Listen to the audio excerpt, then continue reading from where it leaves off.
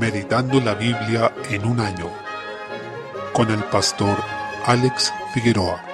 Día 31, mes 7, Segunda de Crónicas, capítulo 29. En este capítulo vemos el comienzo del reinado de Ezequías, hijo del rey Acaz, siendo este último uno de los reyes más perversos de Judá, llegando a pasar a sus hijos por el fuego debido a su idolatría y atentando contra el templo del Señor abiertamente, además de levantar altares a dioses paganos por todo lugar. Sin embargo, milagrosamente su hijo Ezequías fue uno de los mejores reyes de Judá. Dice de él en el versículo 2, hizo lo recto ante los ojos de Jehová conforme a todas las cosas que había hecho David su padre. Se señala que lo primero que hizo Ezequías fue restaurar el templo, abrir sus puertas y ordenar santificarse a los levitas y a los sacerdotes. Podemos observar nuevamente cómo, desde el pacto con David, la espiritualidad del pueblo estaba ligada indisolublemente a la espiritualidad del rey. En otras palabras, como andaba el rey espiritualmente, era como andaría el pueblo. Por tanto, si el rey era pagano e impío, arrastraba al pueblo hacia abajo con él, y en consecuencia, el pueblo también andaba en impiedad y en idolatría. Por otra parte, si el rey era piadoso, obediente al Señor, así también el pueblo sería reformado y se volvería nuevamente al Dios de sus padres. Ciertamente, cuando había reyes paganos, los sacerdotes y levitas eran inmediatamente afectados y por lo general dejaban sus funciones, pero cuando volvía un rey piadoso, estos eran restablecidos, llamados a servir como ocurrió en este caso, en que Ezequías llamó a los sacerdotes y levitas a que se santificaran. Esto nos deja también una enseñanza sobre lo que debemos hacer cuando hemos caído. Por supuesto, en este caso estamos hablando de una nación, pero esto nos ayuda, tanto como iglesia, así como en lo personal, a entender que cuando hemos caído debemos restaurar la relación con el Señor, nuestra comunión con Él en primer lugar. El lugar para esa comunión en el antiguo pacto era el templo físico de Jerusalén. Por tanto, ese lugar iba a evidenciar cómo estaba la comunión del pueblo con su Dios. Por consiguiente, lo primero que debemos hacer es restaurar el altar con el Señor, nuestra relación con Él, nuestra santificación y consagración. Desde el versículo 6, Ezequías les recuerda a estos sacerdotes y levitas la historia de Israel y de Judá, cómo su bienestar, su salud como nación dependían de que ellos se santificaran y obedecieran al Señor. Y ellos lo hicieron así, se santificaron. Desde el versículo 12, cabe resaltar que de esta reacción de los levitas y sacerdotes se extrae una enseñanza, porque ellos se santificaron de distinta manera. Los levitas lo hicieron antes, se consagraron con mayor diligencia que los sacerdotes. De esta forma, debemos entender que también dentro del pueblo de Dios, algunos serán más prestos a oír la voz del Señor, a arrepentirse y volverse a Él, y otros van a ser más reticentes. Ciertamente, esto no nos debe llevar al conformismo, ni a una mediocridad espiritual, sino que debemos procurar ser de aquellos que obedecen con mayor prontitud y disposición a la ley del Señor. El hecho de ser negligentes irremediablemente va a tener consecuencias negativas. Por ejemplo, en este caso, los sacerdotes debieron ser ayudados por los levitas para poder terminar su trabajo, ya que, como dice el relato, los levitas se santificaron más rápidamente. De esto aprendemos que aquellos que no se consagran terminan dando trabajo a otros, provocan que otros tengan que redoblar esfuerzos y multiplicar sus funciones para cubrir lo que aquellos que no se consagraron no cubrieron debido a su negligencia. Por esta razón debemos procurar ser de aquellos que obedecen con mayor prontitud. Desde el versículo 18, Ezequías se apresura para que todo el sistema de sacrificios y el servicio en el templo fueran restablecidos, incluyendo también a aquellos que estaban encargados de la adoración corporativa y quienes tenían a cargo los holocaustos. Todo debía estar funcionando y la forma en que esto se llevaba a cabo, como ya hemos visto, es en obediencia estricta, gozosa, abierta y detallada a la palabra de Dios. Esa es la manera en que se debe servir al Señor, como Él lo ha establecido en su palabra y de ninguna otra forma. Salmo 24. Aquí se hace una declaración fundamental y es que la tierra es completamente del Señor. De Jehová es la tierra y su plenitud, es decir, toda ella, el mundo y los que en él habitan. Por si quedaba alguna duda, todo pertenece al Señor, incluidos nosotros. Aunque la creación está bajo el pecado, sigue siendo la creación de Dios, sigue mostrando su gloria, su eterno poder y deidad, como dice Romanos 1:20, y por tanto debemos tener discernimiento entre estas dos verdades, que son complementarias, pero precisamente porque la tierra es del Señor y obra de sus manos, es que Él la redimirá, liberándola del pecado y sus consecuencias. Desde el versículo 3, el Salmo gira hacia una pregunta, diciendo, ¿quién subirá al monte de Jehová? En otras palabras, ¿quién entrará al reino de Dios? Porque el monte en la Biblia es un concepto que simboliza el reino. Por tanto, aquí se declara cómo es el carácter de la generación de quienes buscan el rostro de Dios. Se habla del limpio de manos, puro de corazón, que no ha elevado su alma a cosas vanas, ni jurado con engaño. ¿Cuántas veces al día pensamos en esto? Tal persona es bendita por el Señor y recibe la justicia de Dios. Pero ante eso cabe preguntarse quién reúne estas características, y solo queda responder aquel que está en Cristo Cristo y ha recibido la obra del Espíritu en su corazón. Por eso, desde el versículo 7, se describe la entrada triunfal de Cristo a la gloria en su ascensión. Dice: alzad, oh puertas, vuestras cabezas. Esa es una instrucción a los levitas que estaban encargados de abrir las puertas en el templo. Y dice: y entrará el Rey de Gloria. ¿Quién es este Rey de Gloria? Jehová el fuerte y valiente, Jehová el poderoso en batalla. Ahí viene el Señor Jesucristo, luego de haber vencido en la cruz del Calvario. Jehová de los ejércitos, Él es el Rey de Gloria, y Él es quien va delante de nosotros, el que subió al cielo en primer lugar, abriendo el camino para su pueblo, para que nosotros le sigamos. Solo nos cabe recibir esa victoria que Él ya logró en nuestro favor, y podemos así entrar al monte santo del Señor. Por tanto, vamos en sus méritos, no en los nuestros, pero aún así debemos entender que nuestro carácter debe reflejar lo que dice los versículos 4 y 5. Tal es la generación de los que le buscan, pero no es para ganar la salvación, sino porque ya la hemos recibido, junto con la obra santificadora del Espíritu en nuestras vidas. Proverbios capítulo 20, versículo 12. El Señor es quien nos capacita, dándonos el ojo que ve y el oído que oye. Esto nos recuerda también lo que decía Jesús: el que tenga oídos para oír, que oiga. Esto es algo que el Señor dijo a Moisés cuando éste no quería desarrollar la misión que el Señor le había entregado, y se refiere tanto a lo físico como a lo espiritual. A Moisés le dijo que si él se sentía incapacitado para hablar, debía confiar en que el Señor, quien hizo la boca y la lengua, era el que lo estaba llamando. Asimismo, el Señor es quien da el entendimiento de la palabra, el hecho de que la palabra nos pueda aprovechar, que haga una obra en nuestras vidas. Por tanto, debemos pedir al Señor que abra nuestros ojos y nuestros oídos a su palabra para que ella actúe en nuestros corazones. Romanos capítulo 14. Este capítulo nos habla del importante tema de la libertad de conciencia. Cabe señalar que dentro de la vida cristiana y de la relación entre hermanos hay temas grises donde la Escritura deja abierta la decisión sobre qué hacer al juicio de cada hermano en su libertad, y ahí no debemos presionar la conciencia del hermano al punto de causar una división o una inquietud en él. En los versículos 1 al 12, el Señor, a través del apóstol Pablo, llama a aquellos que son más maduros, a quienes han entendido que pueden usar ciertas cosas con libertad, a que tengan consideración de los más débiles, de aquellos que no han entendido esto y que están presos de normas humanas todavía. Por una parte, llama al débil en la fe, al que está preso de esas restricciones humanas, a no juzgar a otros, al criado ajeno, como dice el pasaje, al discípulo del Señor que usa su conciencia con discernimiento y que está tranquilo con lo que hace. Sin embargo, llama también al que puede usar las cosas con libertad, al que se podría considerar más fuerte en la fe, a no invocar ese derecho simplemente, sino también a pensar en no destruir a su hermano, no causarle un tropiezo o una inquietud que lleve a una división. Por tanto, a unos y a otros, nos llama a que no nos miremos a nosotros mismos, a que no velemos por nuestro criterio para que sea impuesto, ni que pensemos que nuestra opinión es la que debe prevalecer, sino que sea el Señor el exaltado en medio nuestro y la comunión sea mantenida. Observamos cuán importante es la unidad de la Iglesia para el Señor, considerando lo que dice el versículo 10, porque todos compareceremos ante el tribunal de Cristo. Es ahí donde todos vamos a dar cuenta de lo que hayamos hecho, de modo que debemos entender que no vivimos para nosotros mismos, sino que si vivimos o morimos, del Señor somos. Eso quita el foco de nuestras preferencias personales y centra nuestra meta en la gloria de Dios. Desde el versículo 13, el Señor nos llama a no juzgar y a no poner tropiezo, es decir, eso incluye entonces todo el espectro. A aquellos que tienden a juzgar, les dice no juzguen. A aquellos que tienden a usar de su derecho, les dice no sean tropiezo. Por consiguiente, lo que termina destacando, y que debe ser clave dentro de todo esto, además de lo que ya hemos mencionado, es que el reino de Dios no se centra en minucias ni en detalles como estos, sino como dice el versículo 17, el reino de Dios no es comida ni bebida, sino justicia, paz y gozo en el Espíritu Santo. Por otra parte, desde el versículo 18, nos dice que debemos estar seguros de lo que hacemos, es decir, nuestra práctica debe provenir de fe. Eso se refiere a una convicción bien formada en la Escritura. Así, si uno hace algo sin estar seguro de si es bueno o es malo, de si puede o no hacerlo, para él es pecado. ¿Por qué? Porque en su concepción lo que está haciendo es que se está arriesgando a desobedecer a Dios, y ni siquiera eso podemos hacer. Es decir, ni siquiera esa licencia nos podemos dar. No nos podemos arriesgar siquiera a desobedecer. Por tanto, ¿qué destacamos de todo esto? Primero, no juzgar al criado ajeno en materias que la Biblia deja abiertas. Por supuesto, si la Escritura nos dice que algo es pecado, ahí no hay materia de discusión, eso es reprobado por la palabra. E igual caso ocurre con lo que la Biblia ordena claramente, lo que está fuera de debate, sino que debe ser obedecido. Pero donde la Biblia deja la libertad o deja el criterio de los hermanos, entonces no juzguemos al criado ajeno. Segundo, no causemos tropiezo a nuestros hermanos porque nuestra vida y nuestra muerte pertenecen al Señor. Tercero, es el Señor el que juzgará a unos y a otros, y nosotros debemos preocuparnos de dar cuenta ante Él. Cuarto, el reino de Dios no consiste en estas minucias de regulaciones y costumbres, sino en justicia, paz y gozo en el Espíritu Santo. Y quinto, lo que hagamos debe provenir de fe, de una convicción sólida en la Escritura, y no podemos arriesgarnos a hacer lo malo. El versículo 19 resume de muy buena manera todo este capítulo, así que sigamos lo que contribuye a la paz y a la mutua edificación. destrucción. El Señor nos ayuda a que esto sea una realidad en nuestras vidas.